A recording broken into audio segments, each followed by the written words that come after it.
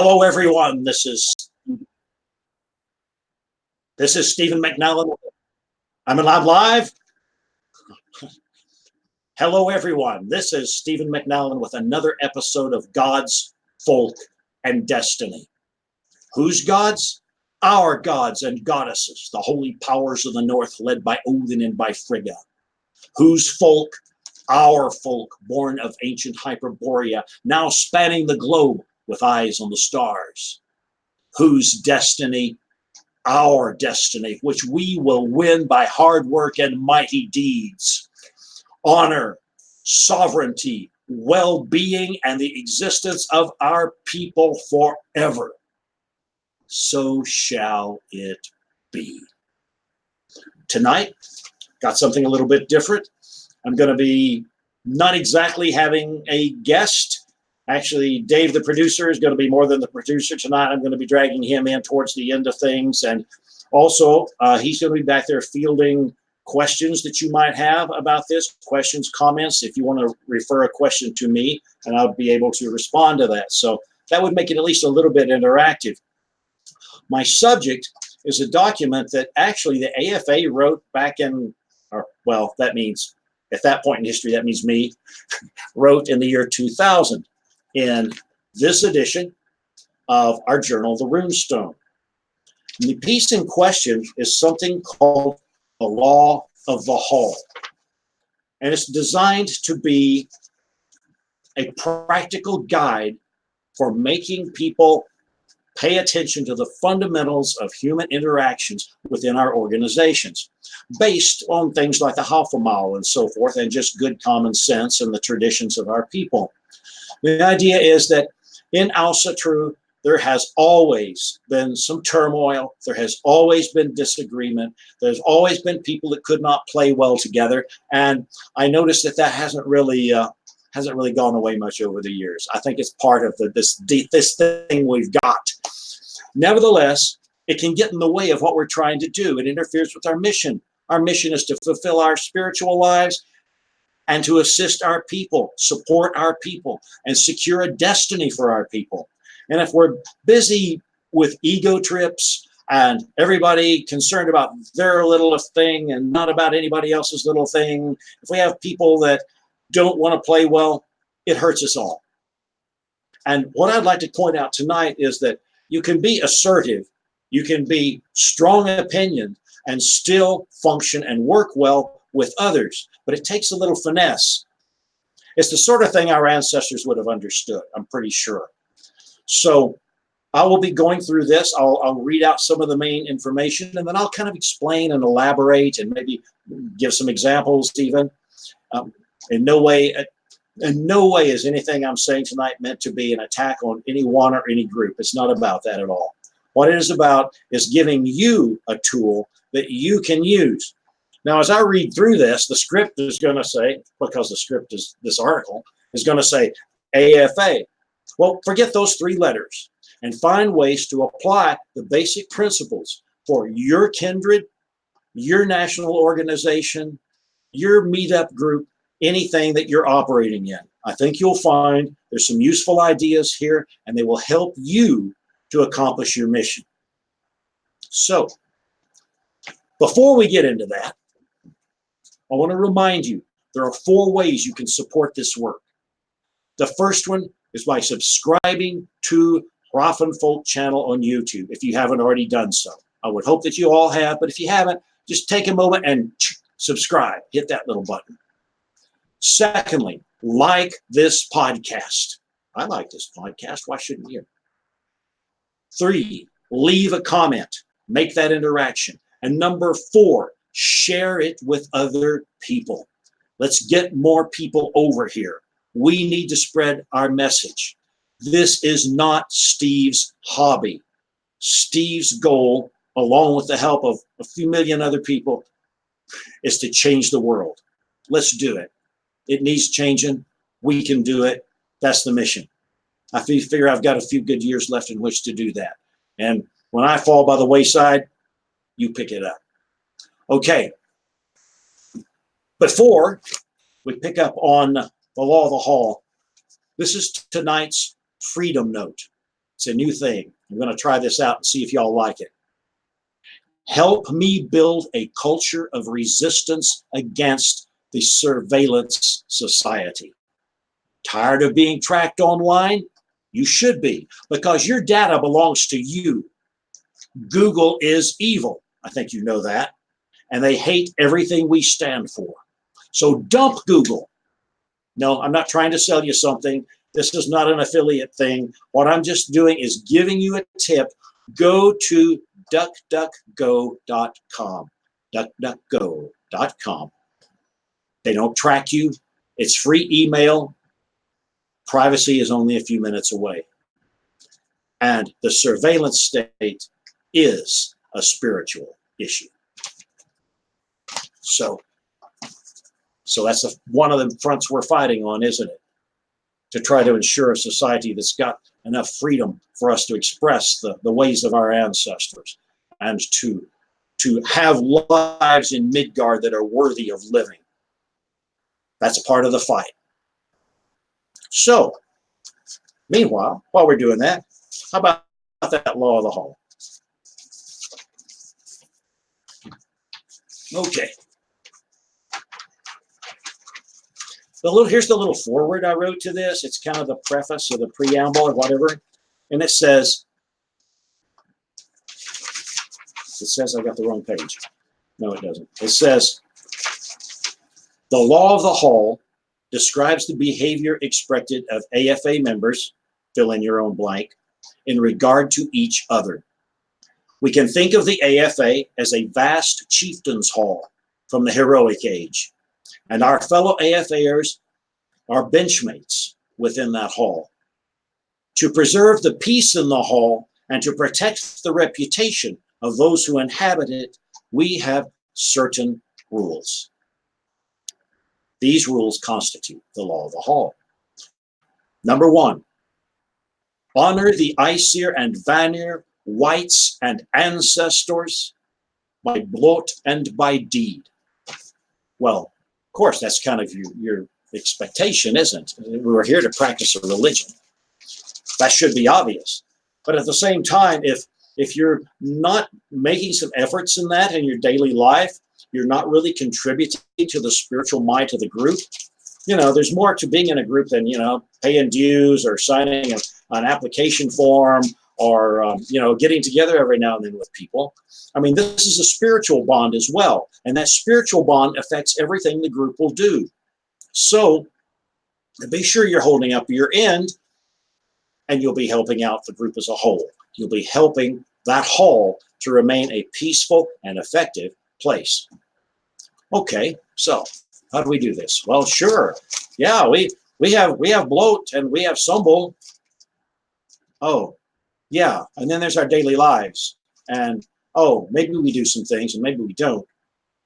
So let me just take a couple of minutes and toss out a few ideas that maybe you can use to enrich your daily spiritual life. And as you do so, that will reinforce the group you're working with, whether it's a local group, a national group, an international group, an interplanetary group. Well, I'm not too sure about that one yet. But basically, whatever your situation, whatever your organization, these things will help. Sheila and I have several things that work really well for us. We bless 3 meals a day, unless we're in a restaurant or something. And hopefully you have some way of doing that too. And there are different ways of doing it. There's no particular format. But let me just tell you what we do. And if you're new to House of True, this may be helpful to you. If you're an old hand and you've been around and you want to try something a little different, maybe that'll help you too. I started off with a hammer sign. Odin, Balder, Frey, and Thor. And I feel that might, as it intersects in my body. And I say something like, may this food be blessed, may we be blessed, may this home be blessed, and all who are in this home and around it. We give thanks for the life that died, that we could eat. That's assuming that we've got, meat of one sort or another. We will be worthy of that sacrifice. Hail the gods, hail the goddesses, hail the ancestors, hail the folk. And that's how we started off. That's how we sanctify each meal. Taking food is a religious act. It is the very act of sustenance, of ensuring our existence here on this particular plane of being. So, any way you can honor that is a good thing. But there's other things we do. Usually either right before or right after breakfast, depending on, our activity level or what's going on. We go out on the deck. We happen to have an east-facing scene. We've got the Sierras in the distance. Lately, the sun has been coming up in just such a way as to totally blind me in the morning. But we kind of, if we have to, we look off to one side, and we use a particular greeting to the day. Many of you will know this, but some of you may not, and that's okay. What we use are the verses of Sigurdrifa, the Valkyrie, as she is blessing the day, and Sigurd, the hero, has rescued her and awakened her. And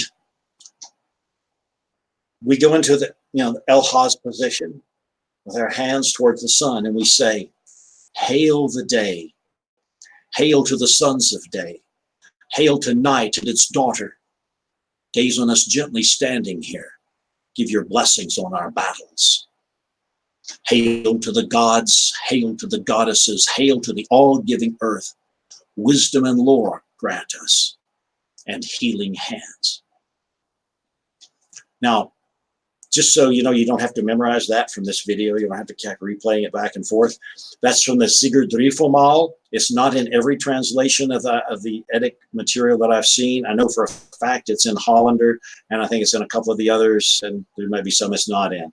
Everybody knows about the Halfamal and the Folospal, but that one's a little bit more obscure. But it's a very valuable tool. It will change your day. It will recharge your day.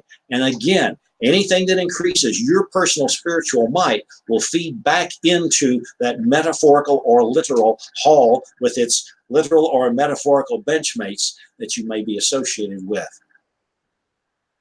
There's always options like rune work and so forth. That's pretty specialized, but you can do that. I encourage it, especially if you're really serious about the runes. That material is out there. The 9 Doors of Midgard curriculum is the definitive piece on that. But you feel free to customize or alter or do whatever you need to get something that works for you. The runes are not essentially a system of writing. They are a system of knowing and becoming. So deal with them accordingly. So all of that comes under your basic mission. And the organization you're in, assuming it's an also true religious organization, call it also true Rodinism, heathenry, whatever you want to call it, this thing of ours, and that will empower you, and it will aid your group. Second point, abide no strife in the hall or between kin. One must be able to speak one's mind candidly, but disagreements between AFAers, or your people, must never exceed the bounds of respect and courtesy. All within the hall are brothers and sisters and are to be treated appropriately. Sometimes we forget that.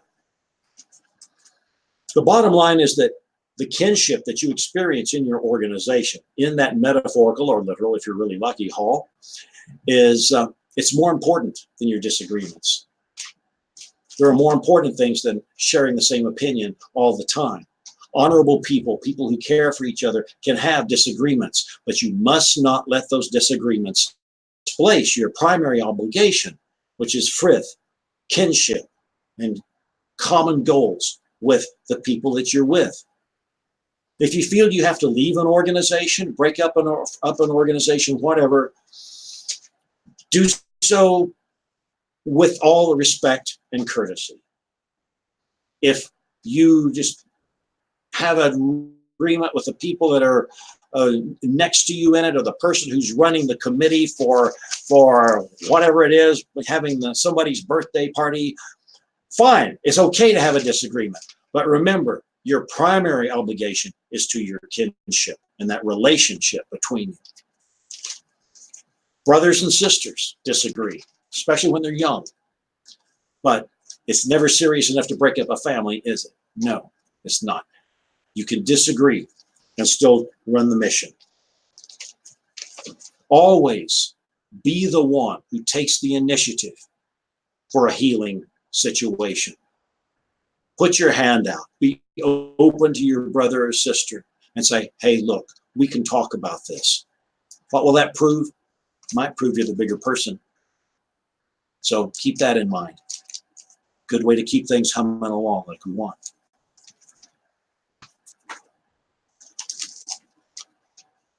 Third law of the hall.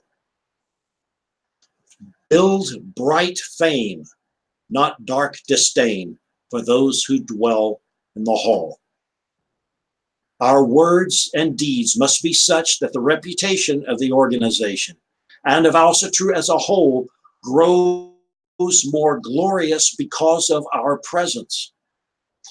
Do good to your kin. Grow in your might and main. And when we disagree among ourselves, let it be done out of the sight of others. Social media is a killer when it comes to stuff like this. People who ordinarily are reasonable, well-mannered, committed, often go online and say the most absurd and outlandish things and hurtful things to people that they should have better consideration for. Everybody will disagree, but don't do it on social media. Don't do it in Publix, and obviously, in a restaurant or a meeting place. Keep that out of sight because it hurts the reputation of the group.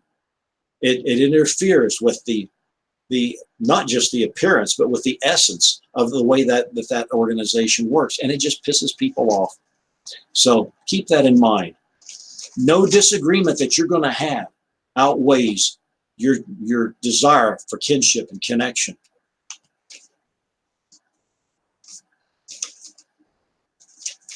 Contribute to the reputation of the group that you're in. Find that you are a positive influence, that you're there adding one little bit more effectiveness, one little bit more knowledge, one little bit more good experience for everybody there. Because if you're in any kind of an Also True, Odinist, heathen organization, surely one of the principal things is to have those kind of bonds. Again, differences of opinion, differences of outlook, differences of personality do not outweigh that. Stay steadfast. If you have to leave, leave. That's fine. Or but work it out as smoothly as possible for the organization's sake, for the sake of all your brothers and sisters in that organization. In your conduct, remember that others will judge that organization by you. They might have met a dozen of you, and they might think that 11 of you are really great, but if you come across way out of line, you'll be the one they remember. And that is very damaging to the might, the spiritual might of the organization. Keep that in mind. Number 4, give first love to family and folk, but deal honorably with all whose hands are open and whose hearts are true. Your primary duty is to those closest to you by blood and by troth, but give good for good from all who give it. Loving your own does not mean enmity towards others. I think of all my relationships in terms of concentric circles. We all have those people who are closest to us. This is like the true inner circle. It's right there, the closest you can get. And that's going to be close family. It's going to be close people who you relate with in the spiritual way. But there are a lot of other people to whom you have obligations and loyalties as well. So you've got that intimate group of family and folk. But then outside that, you've got another ring, another circle that has other friends, other people with whom you're connected. And this is in regards to religion or to politics or whatever it is you're doing, really. Blood relation, all of that. But then you start getting farther out in those concentric circles. And it's here where I draw a distinction between two different kinds or levels of folk. There's the folk within and the folk without. And I believe I explained that in my book, and I'm sure some of you remember that. And here I am telling you again. The folk within is all those people of European descent, wherever they are in the world, that have gone back to the old ways, gone back to the native practices of our people. The folk without is those who share our blood, but they may be agnostics, they may be Christians, they may be Buddhists, or whatever it is that people do. And to each of those categories, you have certain obligations, and some will be closer than others. For me, those who happen to be both, folk in the blood sense and in the spiritual sense are typically going to be closest. And the others, well, that's one concentric circle out. Now, these aren't watertight. Some people go in and out of these different layers, these different circles, and they're not absolute. Some people will be riding the margin, but just think of that idea of concentric circles in terms of your loyalties and your duties to people. We also have obligations to people who are not folk, and that is simply to let them work out their destiny, to give them that, and to respond with good when good is offered to us, and to be always a person of honor and high repute. That doesn't mean we love everyone, and I say that not so much in connection with blood ancestry as just with people in general. Many philosophies say you've got to love everybody. Christianity says love everybody. Some of your mystical traditions say love everybody. I don't love everybody. Some people I don't like at all. Some people I really don't like at all. But care for and love those with whom you have bonds, with whom you have obligations, be they spiritual, financial, familial, whatever it may be.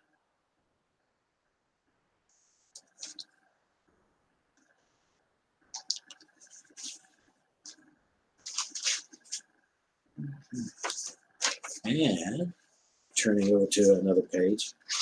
Someday we'll have to go over some of these a lot of things on tribes in here for some people that may be into that.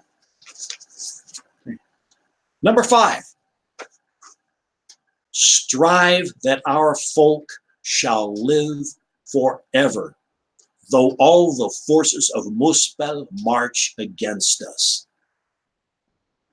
Work for the good of the folk within, that is to say, Asa Truar, Odinus, whatever, and the folk without, the greater family of our people who have not yet come to the gods, in all ways that are honorable and appropriate.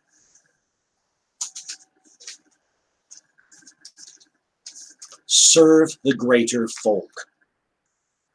Seek and actively work for the good of our folk everywhere, because we are connected with those people. We are connected by blood, by history, by ancestry, by the very fates themselves. Our weird is interwoven. They are of us and we are of them. We won't always agree with them. We won't always love them as individuals. But that is not the point. The point is our greater folk, that folk within and the folk without, considered together, are people to whom we have a strong obligation always. Take, for example, Europe. Our brothers and sisters in Europe. We have the folk within. We have those in the continent, our home continent, who share our religious views, and many millions who don't. Well, we owe something to all of them, especially in the current crises, the existential crises that they are undergoing at this time. We must give them support, not just emotional support, not just, oh, well, I'm going to say a prayer for them. I'm going to pour a horn of meat for them. Actually, those are good things.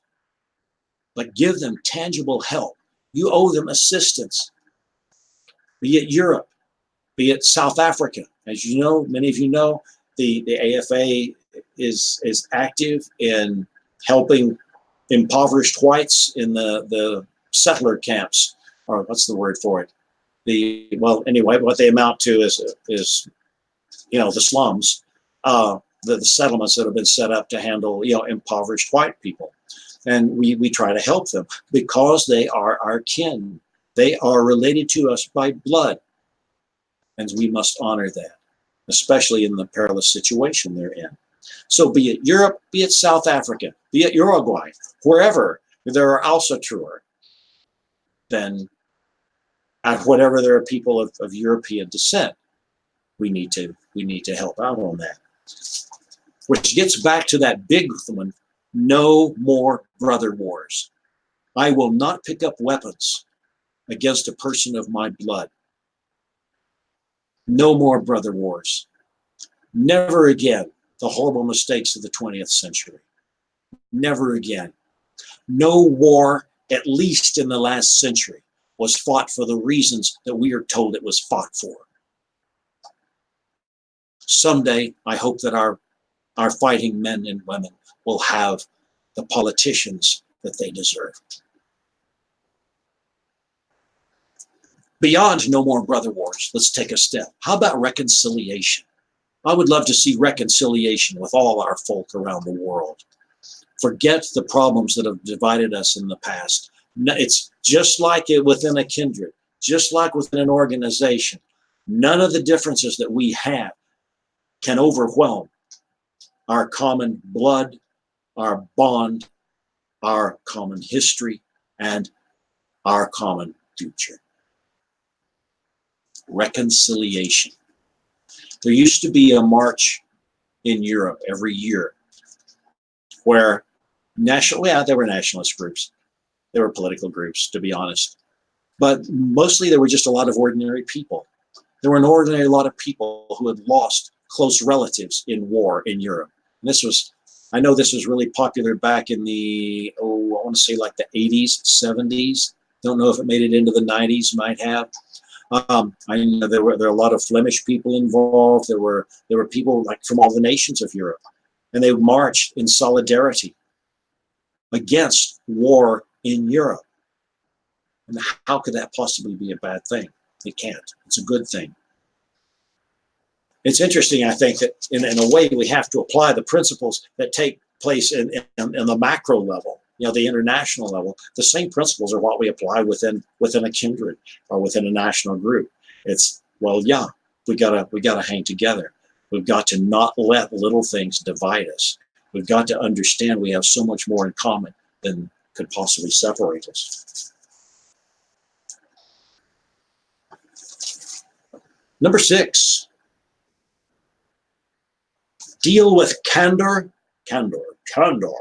Deal with candor and forthrightness with all in the hall, and scorn the poison of gossip and intrigue. Very important. Basic human relations. Don't gossip.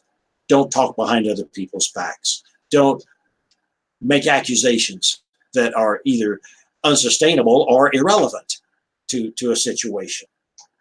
Speak honestly and openly when you need to, but don't talk behind the backs of others.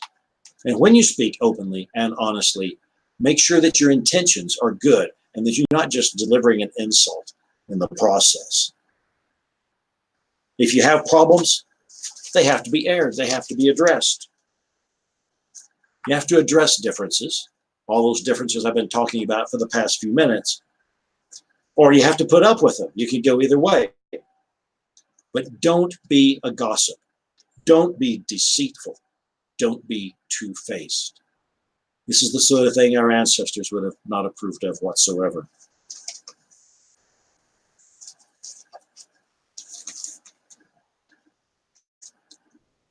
Law of the Hall, number 7.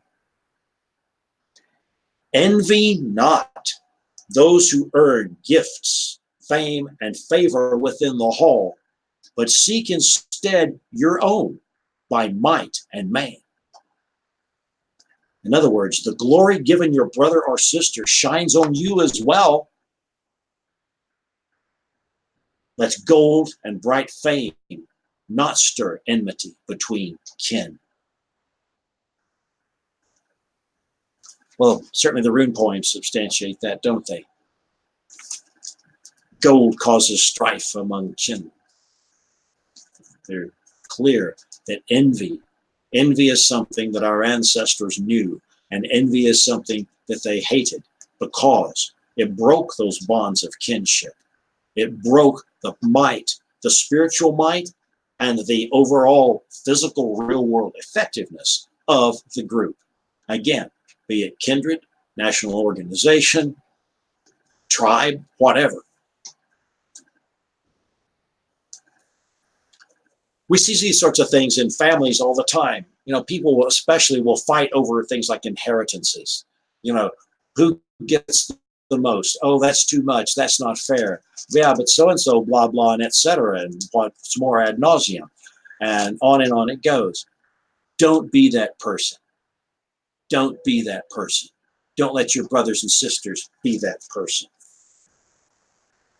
Begrudging the good luck of others is a weakness that must be overcome. You can overcome that weakness of begrudging people their good luck and their wealth by either, number one, realizing that it doesn't really affect you. It does not interfere with your life. It doesn't interfere with your destiny. It doesn't interfere with your forward movement. It's not holding you back just because somebody else was fortunate. Don't be the small person. Be the large person. Large-mindedness, an open heart, sincerity, love of kin. These were the things that we remembered in the old days, and we must remember now in these days. Basically, hustle out there and get your own good stuff. Make good luck for yourself. Luck is largely self-determined up to a point. So make the best luck you possibly can by putting good deeds into the well. By good deeds, I don't mean Boy Scout good deeds. I mean effective deeds, on-point deeds, intelligent deeds, things that will help you to get where you need to be, that will fulfill your goals. Don't be envious of others.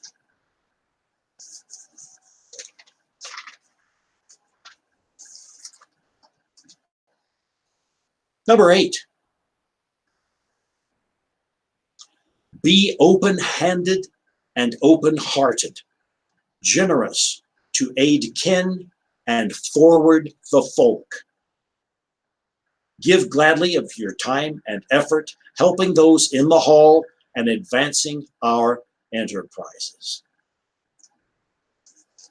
The open-handed and the open-hearted have the best lives. I believe there's a half a mile verse to that effect.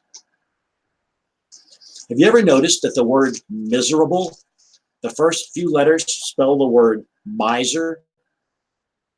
I think that's a good indication that misers indeed are miserable. You must not begrudge others their wealth, the things that they attain, that they accomplish. Be open-handed. Be open-hearted. When you are open-handed, at least 2 people benefit. The person to whom you extend the open hand and yourself.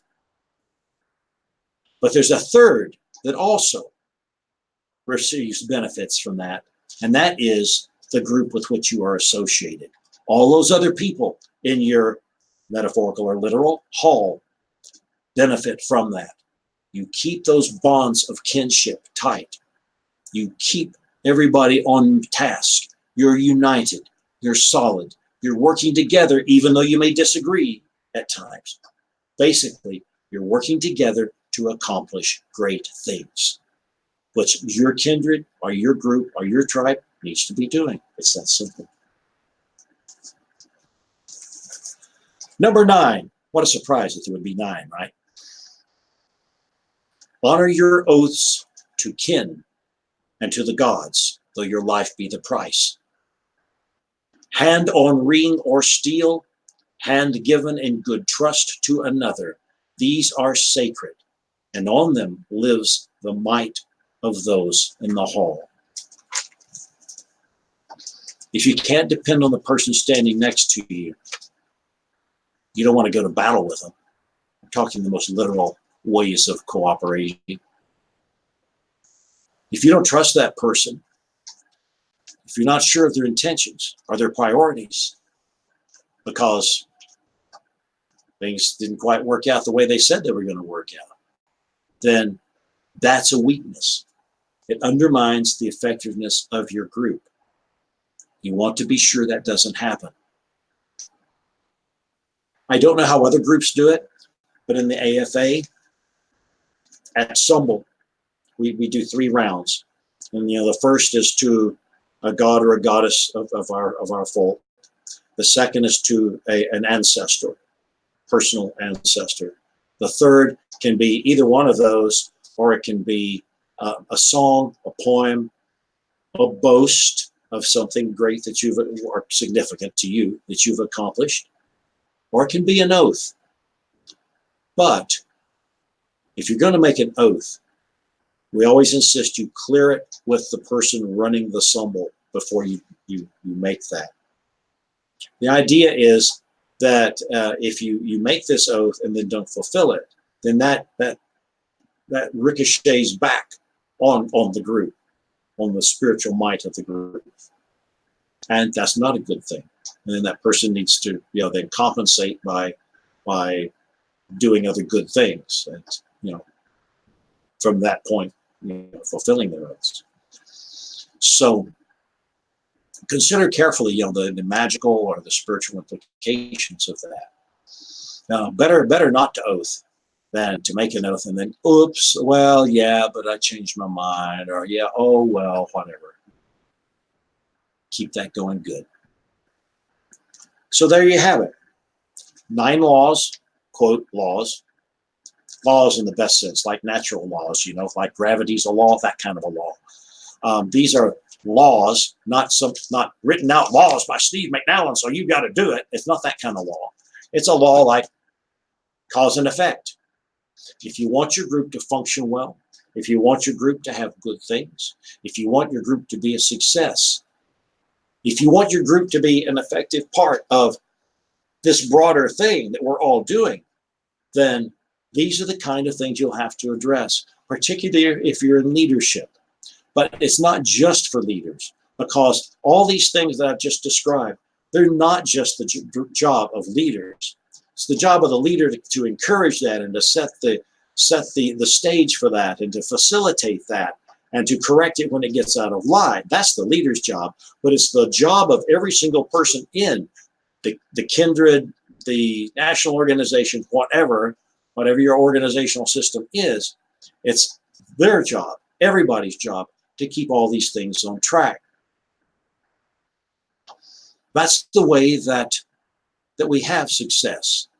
It's the way that we've grown as far as we've grown. My goodness. I mean, I know, some of you are very new to House of Truth. Some of you have been here 5 years. Some of you have been here 10 years. But if you could see how far we've come in basically 50 years, you would see that we have improved tremendously. We're so much better at this now than we used to be. And it's mostly because we followed some of these basic principles. Find these principles, apply them. Your kindred, your group will succeed and have good things come to them as a result. So, Producer Dave, we got any questions out there? Anybody have anything they wanted to add or to ask a question about? Yes, sir. We had a question. Let me try to find it here. It was I can't find it, but off the top of my head, oh, here we go. It says, is there anything written in any Asatru literature that supports the divine right of kings? I think I can't think of anything that actually goes that far. I think that kings did have a special, quote, aura around them. They had proven themselves in certain ways, no doubt, or they wouldn't have gotten where they were. But nevertheless, they were not above question. The old tribal structure in Germania consisted of the leader, the chief, the king. Let's just consider that that a chief is sort of a miniature king, a king of his valley, king of his scattered villages, whatever. That king, Menakim, chief, had power, had clout, and sometimes, depending on the tribe, in fact, often depending on the tribe, they would be selected from within a particular family or group of families. And there's probably sort of a eugenic thing going on there, because I'm sure a lot would depend upon the qualities, the innate qualities of those families. But that didn't make them above reproach. There was the king or the leader. There was another group over here that was in effect, it's like the Supreme Court. They were the, quote, advisors, and usually they packed a pretty good punch, because they wouldn't have just really would not have just been a for show kind of body, because they were prominent people. They were people who had earned respect for their wisdom and who could not be easily just slighted, and they were a brake on the power of the leader in most cases. In the ideal case. Now, you're going to have some situations where the leader was just, I think, highly irresponsible and ignored that. But the general idea was, no, this is not a person who is above questioning.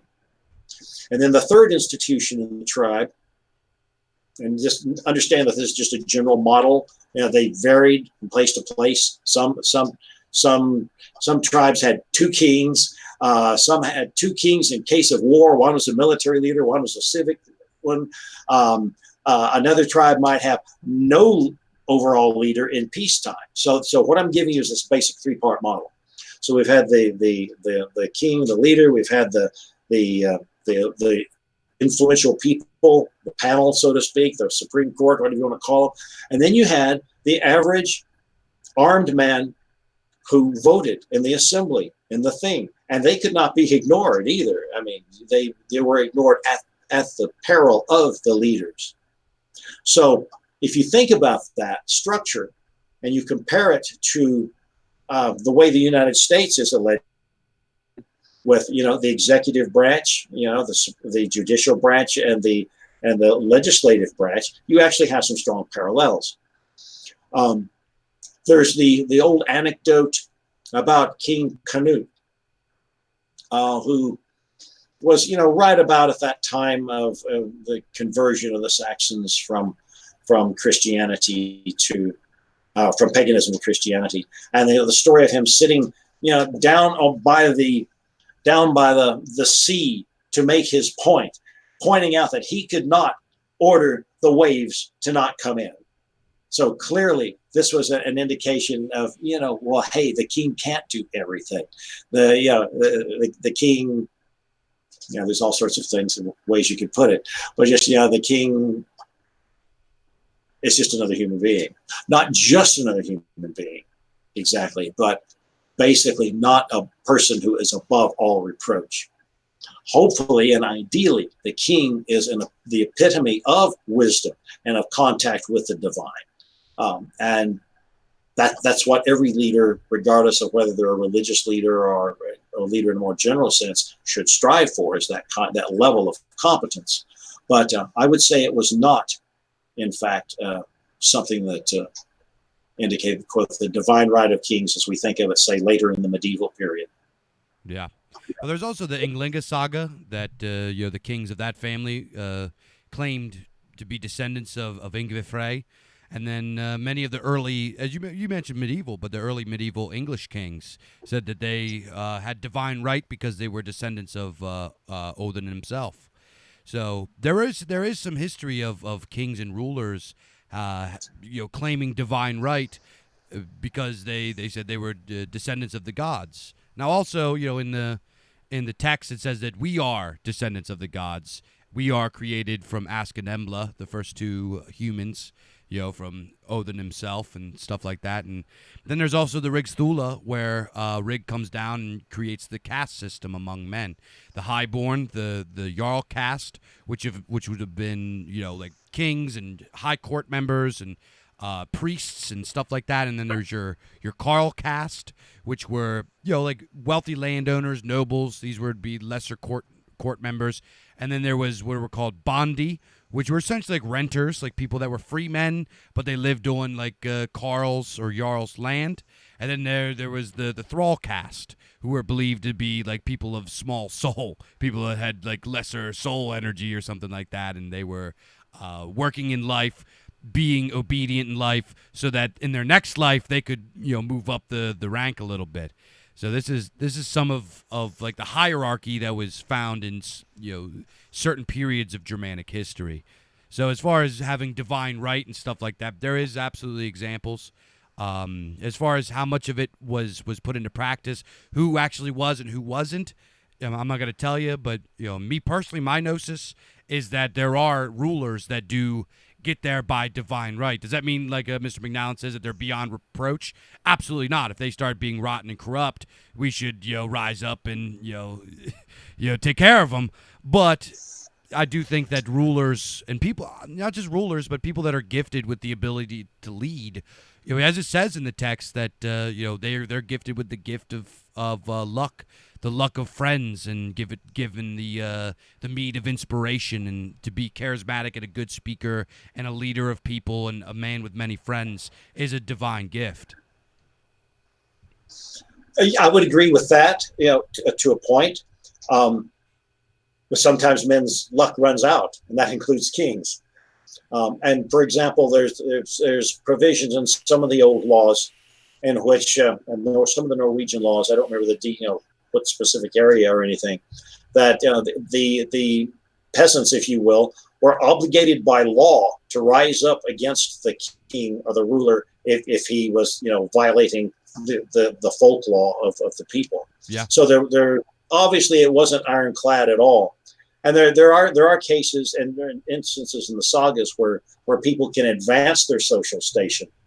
I mean, I think those are generalities, but like, was it in Hrolfkraki saga, perhaps, where the one fellow is brought into the hall and he's just a total screw up, and he can't get anything right and he's a bumpkin. But the champion in the particular story kind of took him under his arm and helped him to become more than he was, and he eventually became an effective and respected fighter, and a man of honor and repute on the benches. So it seems like, yes, as a general principle, you did have castes. I mean, certainly every branch of our people that I know of, whether they be in ancient India or wherever, had castes. In the sense of classes, but that doesn't mean that there wasn't mobility. I think often it was possible to go beyond that. We're a pretty pragmatic people. Yeah, there's an example of this in the Volsung. I mean, not exactly of class mobility, but the thrall that the protagonist in the story kills, he got banished for killing him. It was his thrall. But the thrall was considered to be the man. He was a great hunter. He was like, this was a great thrall. He was a good guy. He was probably fixing to get moved up in the world. But the dude was a better hunter than the protagonist. The protagonist kills him, and he gets banished for it. So it's not like they were complete slaves, and you could spit on them and slap them in the face and do whatever you want. They were still considered people, It was just how society was ordered. And if you're part of an ancient society that requires smart people, if you're a thrall and you exhibit exceptional skill or exceptional ability or intelligence or whatever, they're not going to just let you be a thrall. They're going to be like, yo, man, come help us survive. You know what I mean? They're not going to keep you down there forever. Yeah, you see that practice in the modern era. There are elite units of fighters whose institutions actually encouraged anyone who could meet their standards to rise up and to join their brotherhood. And that was, I think that was another way, consciously or not, they weren't there, looking at their DNA charts or anything, but they could tell, oh, here's a case of exceptional ability. We need to recognize that this is good. This is good eugenics. Give that guy a promotion. Yeah. I think that's instinctive within a group almost, even those that don't have any real knowledge of biological science. They just know that, children tend to have things in common with their mothers and fathers and so forth. Yeah. So, I'm not trying to be wishy-washy on it, but I think that as is so often the case in history, there are the basic rules, and there's usually some way that those are subjected to a very practical and rational analysis sometimes. And again, it's that promote talent. Yeah, absolutely. And like I said, when I bring up the stuff about it's a very frequent question. It's a very interesting topic, and sometimes when it gets brought up, people like freak out about it. But it was the way that it was, and don't think of it as kind of like the Indian caste system or the medieval caste system where it's like, that's it, you're a thrall, you might as well just like be a slave. It wasn't like that. It was different. As Mr. McNallen said, there was upward mobility. And you had a way to move up. It wasn't like you were a slave forever. We do have another question from Celtic Tiger. Actually, I'm going to have him on the Bog tomorrow. We're going to talk about. He's a friend of mine. He's from Ireland. He's an Irish guy. He's actually a folkish Celtic pagan, and he's a very cool guy, friend of mine. But where's he from? What part of Ireland? We'll have to ask him in the chat. I can't remember. But he says, what does Mr. McNallen think about the existence of other gods, Celtic, Slavic, Indian, etc.? Yeah, I believe that's a thing. Definitely. When I went to Ireland, is Celtic Tiger listening right now? I believe so. Cool. When I went to Ireland, I went to the oldest known place of my ancestors, which, and excuse me for messing up the Celtic pronunciation, but Evan-Macha, up outside of Armagh. And I went there, and we waited till dark, which you couldn't do in the U.S. because there'd be all these signs all over that say, nobody's allowed in here after sundown, because that's the way America works sometimes. But my wife stayed at the bottom of the hill, and I went up with a bottle of mead and a horn.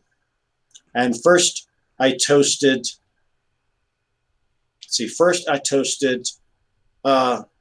Eriu as sovereign goddess of Ireland. Then I poured a horn to the heroes of the Ulster cycle, and then to my particular ancestor. And I felt no conflict in doing that. It felt very comfortable. And I then lay down on the ground, not in the puddle I just made of mead, off to one side. And I said, as was the case, that I had recently received my tangible inheritance from my mother and father, from my ancestors. And now I was here to receive my spiritual inheritance. And I've got to say, I never felt both so alone and so not alone at the same time. And no, I respect that part of my heritage very much. But I identify with, and I hate but I was chosen by blah, blah, blah. But I really feel that there is a natural inclination in me to that fellow. But yeah, I consider the Celts, Slavs, and Germanics to be we're blood brothers, and we're all descended from the funnel beaker people, and we've got to no more brother wars. And as a person whose mother was English and my father was Irish, I know how that goes. So there. Yeah, he says Thanks that for being here. he's Thanks for from being here. Cork. Say again. Oh, he says that he's from Cork. Oh, other end of the island. Okay, that's so good. Very cool. I had a car wreck in Cork once. Does that count? Yeah. Anyway, he's a real cool glad guy. to see Dr. Tiger. Yeah, we're Say gonna have again? him. We're gonna have him on the. I'm sorry. I think there might be a little bit of an audio delay going on with us, but yeah, I'm gonna Well, have. there's that in my old ears. Yeah, and we have. I'm gonna have Mr. Celtic Tiger on tomorrow, so everybody make sure you stay tuned tomorrow here 8 p.m. Eastern Raffenfolk. Me and Celtic Tiger are gonna talk. I've been getting a lot of questions about Celtic paganism, and I don't know a darn thing about it. So I reached out to my Celtic pagan guy, and we're gonna have a show about it. I think it's gonna be interesting. Can I make a little more of a comment on that? Absolutely. When I was writing, I did write a paper. I guess the manuscript is, I don't know, 40, 50 pages. It's formally bound with tons of citations and blah, blah, blah. I was working on a system of spiritual development that involved the three Germanic cauldrons of mead. One which I assume are not just as described in the myth, which I think is a metaphor, but I actually believe the containers of mead to be locations in the body. And it was after that I ran across the manuscript of the Cauldron of Poesy, which posits something very similar from an Irish perspective. A manuscript back from, I think the original was back in the 700s somewhere, and it just clicked in amazingly. I think that there is probably a broader Indo-European concept or group of concepts that allow for practical use of these cauldrons in the body to attain expanded consciousness. And the Irish material was very useful to me on that. That's very cool. That's really cool research. Is there a place that we can access this manuscript that you're talking about? Well, not yet. I understand that Rune Guild will be publishing it. And I don't know when it's going to be. Yeah. Or, I may just take it myself and add. By now, I've added pages and pages and pages that I could write on that because I've done so much with it over the past year or so. But anyway, yeah, it'll be out eventually. Very cool. I actually had a comment about. By the way, tonight was really, really great because there's as you mentioned, there's a lot of kind of strife that goes on sometimes in our community, and things get out of hand. And just sometimes things get beyond cordial, and so many of us are guilty. I'm guilty of it. I got a bad temper. When somebody says something really nasty about me or one of my friends that I don't like, I take them up on it. So I get involved with it too, and I should probably just let it go. But one thing that you mentioned in this, in talk about the laws of the hall, that I think is really, really important, and I actually wanted to kind of add to it, was you mentioned reconciliation. Reconciliation is something that we never see. Sometimes the dust will settle. Sometimes things will get better and stuff like that. But I'm very much against holding grudges for things that happened in the past. I think reconciliation is something that is really, really important, and I think that sometimes we place a lot of importance on honor. We place a lot of importance on integrity and a lot of importance on our own reputation, and I think sometimes that gets misconstrued with thinking that you should never apologize, thinking that it's dishonorable to admit when you were wrong.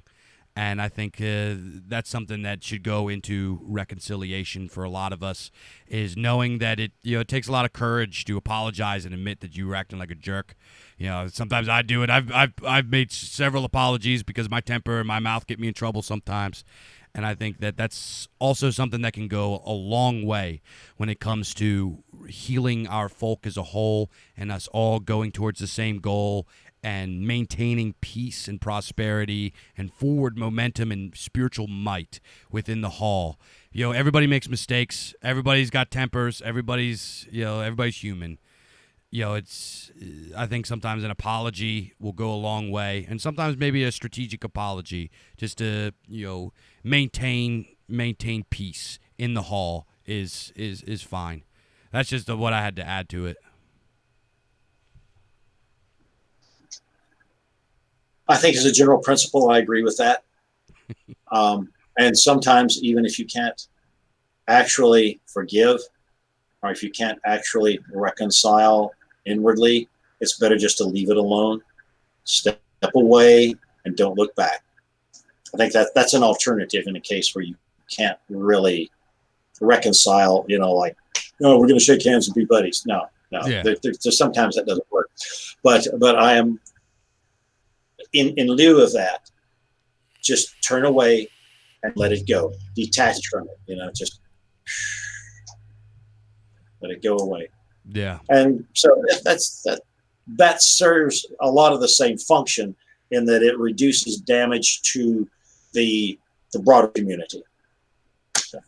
Yeah, that's we should be able to discern when something is repairable and when something is not repairable. If it's not repairable, you shouldn't be following a person around trying to force them to accept your apology if they hate your guts. Obviously, you shouldn't do that. That's a big old waste of time. But if you're clearly in the wrong and it takes a lot of courage to look inward and say, I was wrong. You know what I mean? And I think that's something that we as all modern people, not just us in this community and this thing of ours, as you would say, do, but as modern people as a whole, we're very, very conditioned to be self-worshiping and to be self-deifying, I guess you could say, an individualist. And it's hard to take a step back and just look at the deeds and try to repair your own reputation, because when you look at your own mistakes and you look at your own faults and you look at the stuff that you've done that is wrong, when you look at it and you try to atone for it, that heals you, that heals yourself. You know what I mean? So that's something that I've been working on as somebody that has a bad temper, and as I get older and into my adulthood. Yeah, I completely agree. The first way to improve who you are is to look honestly at yourself. And that means really looking honestly. And you say, oh man, I screwed that up and that up and that up, and that was absolutely freaking hopeless. And what the was I saying or thinking when that? Yeah, and that's any self-analysis has got to be honest. Or as Edward fondly writes in his 9 Doors of Midgard, must be brutally honest with yourself. And I think he uses that same phrase in cover 3 of his books. And it's true.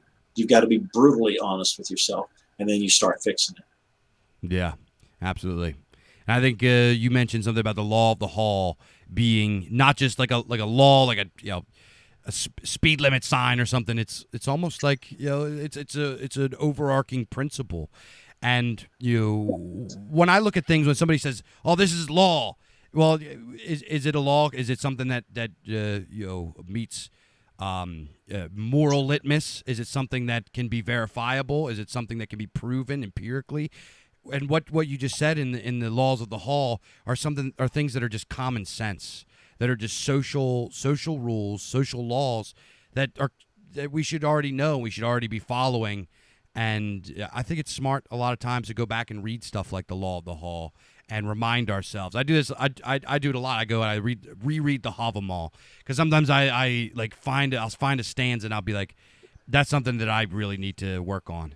So it's like, right, your perception of those will change over time. So one that you overlooked in one case might just reach out and clobber you the next time. By the way, before I forget,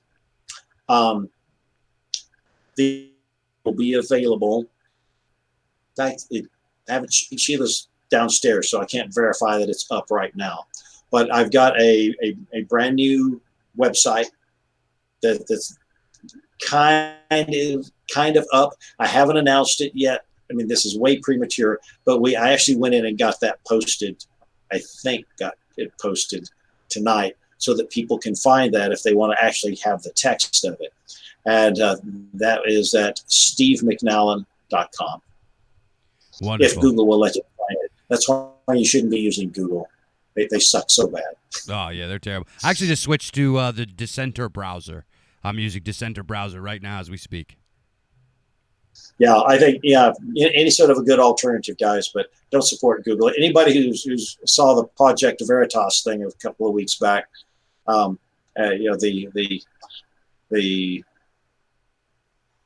the espionage incident with that one executive of Google, where she revealed completely their political bias, what their political goals are, to not let another 2016 happen, and so forth and so forth. Yeah. So Google is evil. Many people in our own government are evil. Anything that involves the surveillance state is my enemy, the enemy of our freedom. As far as I'm concerned, the enemy of our folk. Yeah, exactly. And people don't realize how bad it's getting. It's really, it's. I remember years ago I would talk about it. We're kind of getting off into, I guess, issues. I don't know, whatever they're called. But I was talking about years ago about how bad the surveillance state is getting. And people would like roll their eyes at me, conspiracy theory, and like all this stuff. Now it's coming to fruition. Now we're seeing this. Folks, let me tell you something. Everything you say in a phone call, everything you write on Facebook, everything you say in a private message on Facebook, in an email, everything you say, even if you don't have your phone on, it is recording you all the time. It is sending it to a underground bunker, a warehouse, which is the largest building in the world. I believe it's in Utah. It's in Utah. It's an NSA building with servers that go from the floor to a super high ceiling, and it is documented. They are recording and documenting and keeping everything you say everywhere all the time. All the time. Yeah, this is not paranoia. This is true. And right now, they may not at their very fingertips have your personal data, but if you become a person of interest, they will have it, and they'll know it all. And the thing is, they're now combining all of this stuff with the facial recognition systems and all this sort of stuff, and they're really pushing this. And when I first saw the news about the system they have in China where they have total facial recognition. Yeah. Live time. And that's your social credit score. If they see you jaywalking, you lose points. If you're smoking in a non-smoking area, you lose points, and you might not be able to get a mortgage on a house. You might not be able to go to a college or whatever. And I thought, wow, I'm so glad, because Americans would never put up with that. And that's crap. They will put up with it. Americans say they love freedom. I don't see it. Some do, but many, many, many, many of the people that we all know walking around on the streets today will sell their freedom for convenience, for stylishness, for the ability to check their expletive deleted phone 500 times a day. We've got to get off that habit. This is an existential threat to the freedom of our people. And freedom is most definitely a religious issue. Yeah, they are. We were just talking about thralls earlier. They're trying to make us into thralls forever. Yes.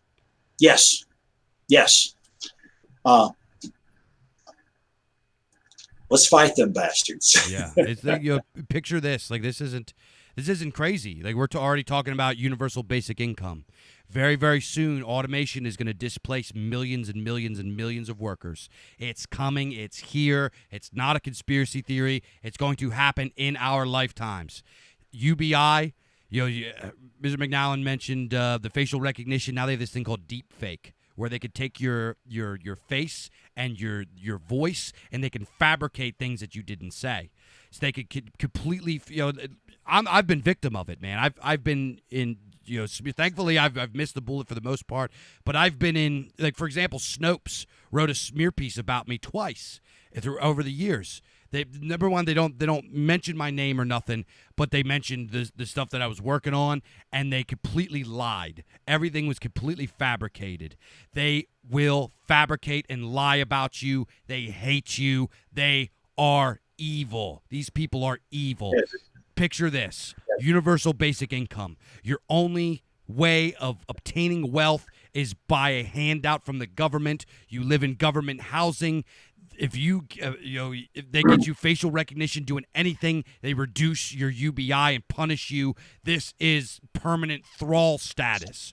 Thrall status by people that, we're talking about divine right to rule. These people do not have divine right to rule. They have fabricated their way to their thrones, and we cannot allow it. We have to fight it. We have to resist it. That's why I started this Freedom Note thing. This is the first one, and and I've got others coming up. I've got one coming up on how to not have to go through the facial recognition thing at the airport, where that's happening a lot. I mean, there are ways around. You can opt out, but they won't tell you that. You have to ask. So that's just the tip of the iceberg. I mean, I completely agree with you, and I want a world where we're free. I want a world where we can work out our destiny. And it is not our destiny as the sons and daughters of free men and women to become essentially power units in the matrix for all practical purposes. Once they get VR going full speed and all this other stuff, the world as we know it will disappear. And I don't think I'm being alarmist about that. I mean, I'm talking, not over 5 years, but maybe 20 years. And that might be way too long. I don't know. Yeah. So, anyway, my brother, I think we ought to close this up now. Yes, sir. I have enjoyed this little additional bit that we've done. I think it's a lot of fun. I always enjoy hearing your fire and fury, well delivered, and hearing what our listeners out there have got to say about it. Yeah, very enjoyable. I hope that this is useful to whoever you are watching this, whether you love the AFA, hate the AFA, don't know what the AFA is, whatever, that's not the point. The point is the things I ran by you tonight, take a look at those. Like I say, you can find them on my website. If it's up, if it's not up now, it'll be up by tomorrow. Don't sweat it. Use them. It's a tool, and it helps us all. Anything that helps your organization further the cause of our folk helps all of us. All right, so what else did I have to give to people? I guess it's time for me to make my formal closing. Are you ready for this, Dave? Let's do it. That's all for tonight, folks. Keep your powder dry, your cupboard full, your spouse happy, your children close, and your data out of the hands of the deep state. Yeah. And love life in Midgard, for it is a wondrous gift. Good night.